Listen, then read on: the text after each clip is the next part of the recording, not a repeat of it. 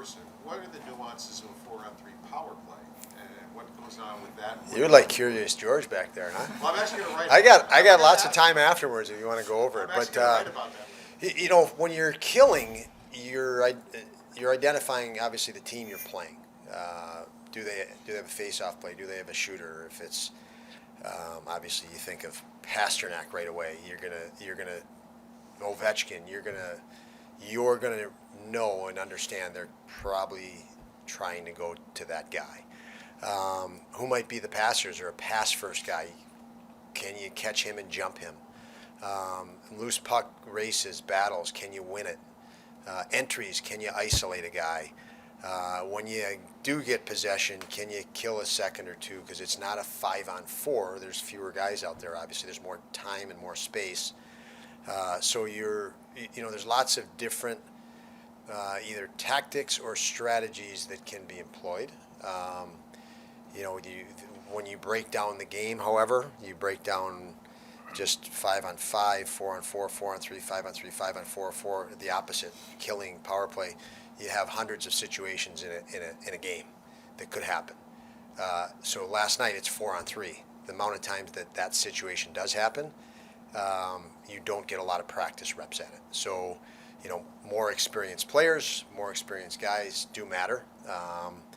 And then you're looking at shot blocking guys. Obviously Mattias Samuelsson is our best shot blocking defenseman. You don't have him. Bush played a pretty good role in that yesterday. Jokiharju doesn't do a bad job. On the offensive side, power play side, your curiosity, there's lots of details. Again, the same thing. When you take a shot, are you able to converge underneath the penalty killers? So the timing of a shot. Are you going to put a net front screen, or are you going to look for seams and manipulate the penalty killers for more of an open look rather than a screenshot look? And 4-on-3, most of the time it is that. You're trying to open up something, a high-grade shot rather than a shot through a screen. Is it to your advantage to have two guys off the ice instead of 5-on-4 on a 4-on-3 power play? Is it to your advantage? There are fewer. I don't know. I don't know what the numbers say, but it's usually what happens when you get in that situation. The power play actually shrinks the zone, and tactically you would want them to do that. You don't want to get caught out away from the front of your net. So it lots of times, even 5-on-4, the power play versus the penalty kill can be broken down to who gets impatient first. If the penalty kill gets impatient and you can get them impatient, they'll move further from the net front and open up more seams and potential shot rebound where you can get underneath them in numbers, the penalty kill. If the penalty kill holds back and the power play gets impatient and they start shrinking the zone and skating toward the penalty kill to make passes, advantage penalty kill. So you'd be shocked, and you look and go through it, and you can break down power plays and penalty kill and goals to see which unit was more patient than the other or less patient than the other, being the power play versus the penalty kill. So many goals happen that way. It's pretty incredible when you do look at it. What have you thought about the way that Rasmus has navigated these last couple of weeks, coming back from the injury, and obviously with where you guys are at, the role that he plays? I guess what has impressed you about the way that he's kept attacking it and sort of just trying to, when he's not feeling well, still trying to, be an important piece? Yeah, Rasmus always tries to resolve and remedy anything adverse through elevating compete, and with that there's a ton of emotion, and sometimes that emotion is not completely in control, but it's great. It's a great characteristic of his. He has a deep care, and that passion pushes him.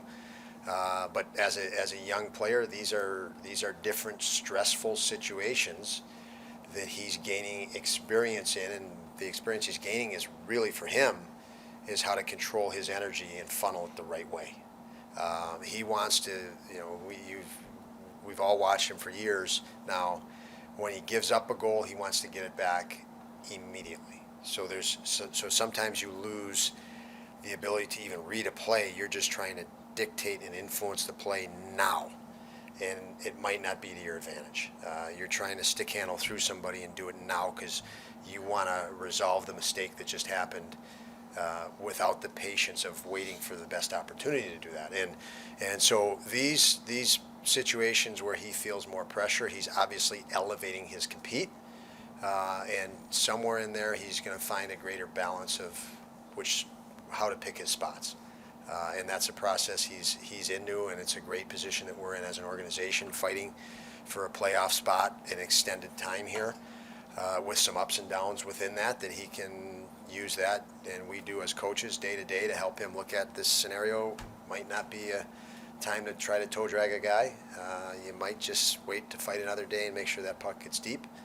What point are you in your shift? How tired are you? You know, we see him a lot of times at the end of a power play or at the end of 45 seconds on a power play, try to push and make a skill play, but your skill deficiency after 45, 50 seconds on the ice is incredible. I don't care, it doesn't matter how elite you are. So managing those situations are something I think that, he's, with our heightened demand right now, he's working to get better at. What has stood out about his development this year in Rochester? He obviously had a different journey, missing a lot of time last year, but what's helped him reach another level? His grind. He attacks every day at a very, I mentioned Dahlin, Lukas has an incredible compete to him. Everything matters. Every puck battle, preparation before a game matters. The practice the day before the game matters. It matters. He when that puck drops, he wants to win, and he has a very, very good situational awareness. He knows what job needs to get done. Defensive, I need to block this shot right now, and boom, he blocks the shot. I need to get this puck out. We don't need to make a fancy play. We don't need to make a pretty play. I've got two defensemen on the ice that are tired. This puck just needs to get out. So he has an incredible situational awareness for his age and experience that I think is the reason why he can be effective and was effective even last night in his very first NHL game. Went to the front of the net at the right time, pushed off the guy at the right time, and knew there was an opportunity coming before it came because of situational awareness. The other goal, or the second goal he was in on, that was the goal he scored. The second one was an entry play. He just turned his stick to tip it because he knew we had another support player there. So he didn't catch it, try to stick handle and try to find the support guy. He already knew he was there before the puck came. Situational awareness. And then immediately zone entry situation. I've got to drive the defenseman back because it's on entry. Push depth right away.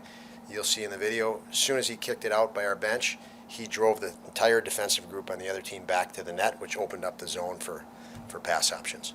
So that is a situational awareness that is very impressive with him. I think you mentioned his situational awareness even back in preseason. Do you remember when you first saw that in him? Was it immediately? Yeah. Sorry to cut you off, Jordan, Okay. but immediately you see it instantly. You just see a guy that has a sense of objective. Paul just asked about what are the objectives on power play and penalty kill. Some guys get it immediately and they know it. You don't have to even talk to him about it, and he does. That's a skill that he has. That's a very intangible skill. That's not hard to see when you're cutting down film every day, trying to teach other guys that type of an awareness. What do you just see? Sorry, go ahead, Bill. Just the reaction on the bench when he scored. I know you guys tied the game. You're excited, but I mean, there's a photo that guys are just going. They're ecstatic. I mean, you can see you smiling in the background. What does that say about the group? I guess that It's- happiness for sharing that moment with them. Yeah, I think it says a lot. I think everybody on that bench can, tell you details about their first goal in the National Hockey League. And I think when they're around somebody that goes through that, I think it rekindles that within themselves as well.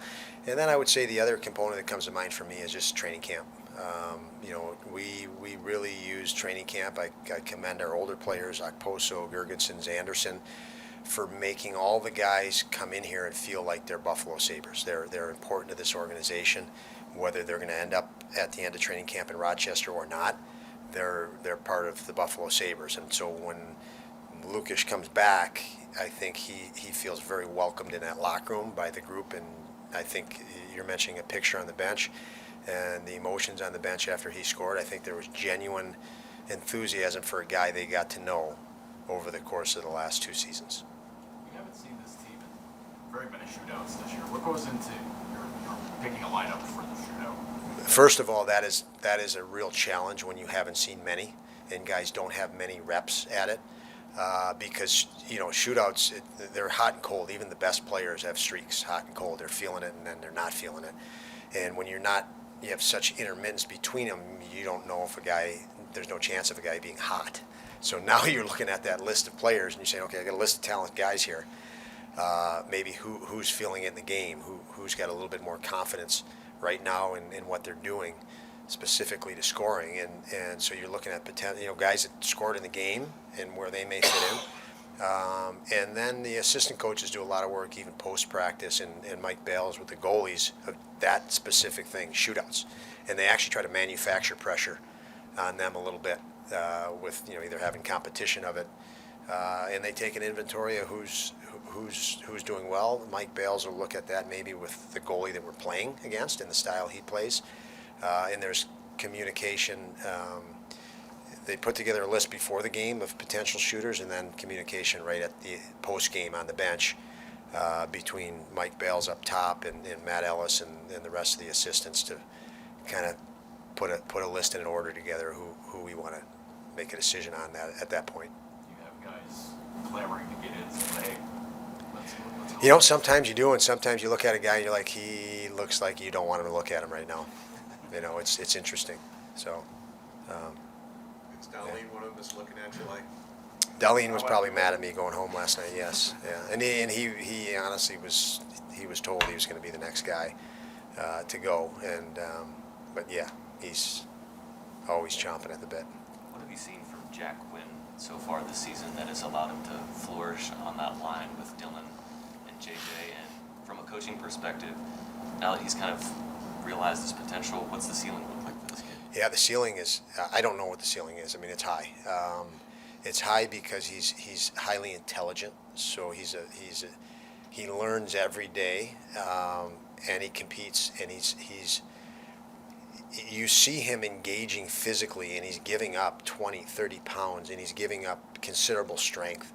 But just in reviewing last night's game, there was a dozen incidents where he actually engaged physically in extended possession through battle, and he was down on one knee on several of them, but fighting to get back up and maintaining possession just with his hand skills, where most young players with that one thrust, they would be knocked off the puck. He won't accept that, and he has the skill to extend possession, and anybody that can extend possession in this league has a pretty good future, because it is not a league friendly for creating time and space.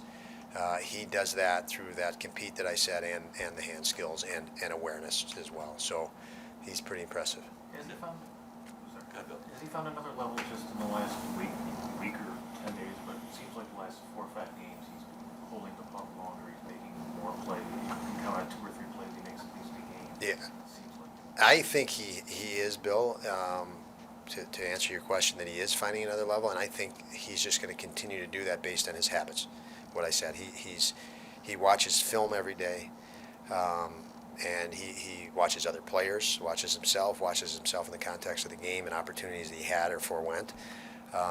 So he's really engaged in continuing to move, off any plateau he's on, and yeah, it's when we can give him that opportunity. There's no hesitation for me to give him ice time because he's responsible. I say to the players all the time, you want more ice time, be more responsible. Ice time is responsibility. And for him, he's a very responsible player. If he does make a mistake, he knew the mistake that he made. We don't have to tell him and say, hey, you got to learn this. He actually knows it.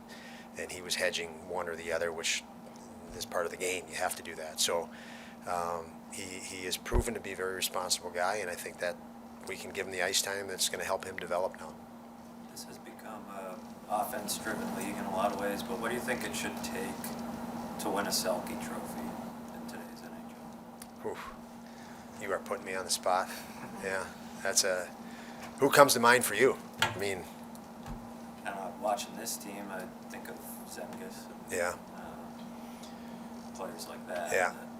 But I would say the guy that, when I think of Selke, obviously it's defined as the best defensive forward, I think. I think of just like right away, Dahlin, how he defends. Everybody thinks he's this offensive guy. but you watch how quick he defends and takes pucks away and targets top players on the other team. A guy doing that as a forward is, if he was a forward, he for sure, for me, would be in the Selke category. But he's not. He's a defenseman, obviously. But yeah, and I think Zemgus is very in tune to making sure, as I said, getting the job done that needs to be done.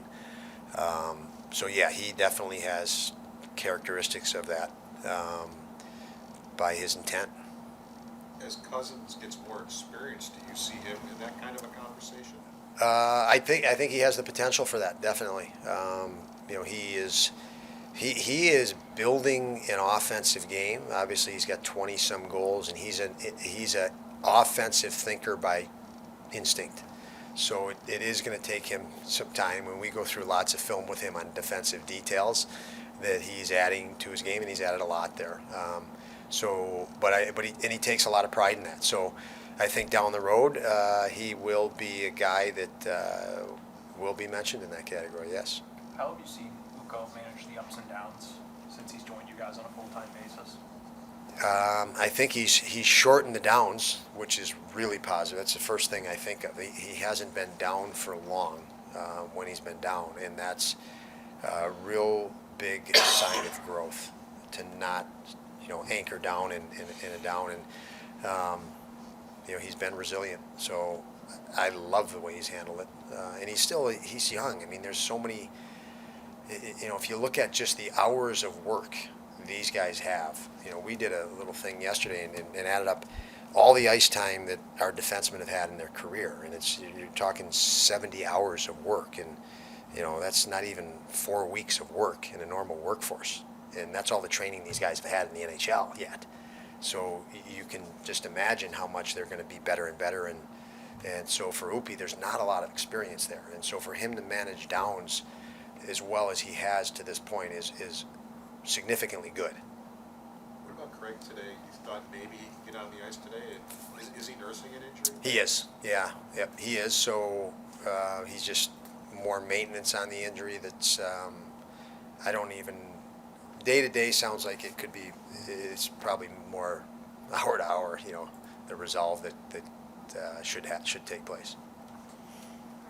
Yep. Thank you, Don.